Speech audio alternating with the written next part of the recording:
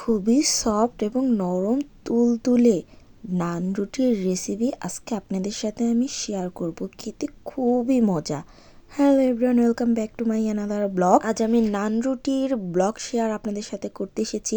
তো ফার্স্টেই আমি নান রুটি বানানোর জন্য 3 কাপ ময়দা নিয়ে নিলাম। আমি এখানে 3 কাপ ময়দা নিয়েছি। তো 3 কাপ ময়দার সাথে আমি ফার্স্টে ইস্ট ব্যবহার করব। তো ইস্ট আমি নিয়েছি 2 চামচ ইস্ট অবশ্যই লাগবে 3 কাপ ময়দার জন্য।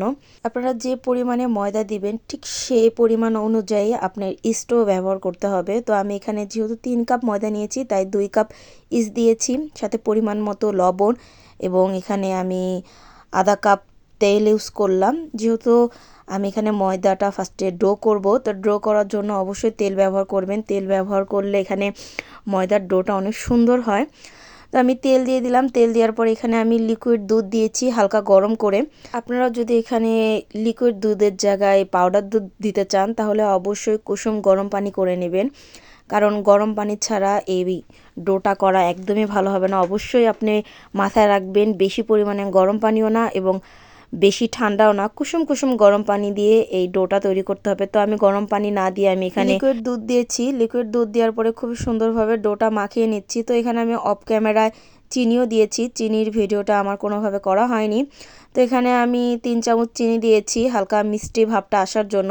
তো চিনি দেওয়ার পরে আমি ফার্স্টেই খুব সুন্দর করে ময়দাটা মাখিয়ে নিলাম। আর এবার আমার ময়দা মাখানো যখন শেষ হয়ে গিয়েছে তখন আমি তেল দিয়ে ময়দাটা গোল করছি, কারণ তেল দেওয়ার কারণে ময়দাটা আর হাতে বাঁধবে না এবং আমি যে পাত্রে ময়দাটা মাখাচ্ছি সে পাত্রেও ময়দাটা মাখবে না। তো এই জন্য ফার্স্টে তেল দিয়ে হালকা করে আমি পুরোটা ডো করে নিলাম। তো করা শেষে এখন আমি একটি পাত্রে কিছু পরিমাণে তেল দিয়ে মাখিয়ে নিলাম, কারণ তেল দেওয়ার কারণে ময়দা যখন আমার ফুলে ডো হয়ে যাবে তখন এটা অবশ্যই পাত্রে মাখাবে না এবং খুবই সুন্দরভাবে ফুলবে। তো এরপরে আমি একটি ঢাকনা দিয়ে খুবই ভালোভাবে ঢেকে দিলাম এবং ঢাকনার ফোঁটাতেও আমি একটি কাগজ দিয়ে দিলাম যাতে কোনোভাবে এর ভিতরে বাইরের গ্যাস না ঢুকে, কারণ গ্যাস যতক্ষণ না ঢুকবে ততক্ষণই এটা খুব সুন্দর করে ফুলবে।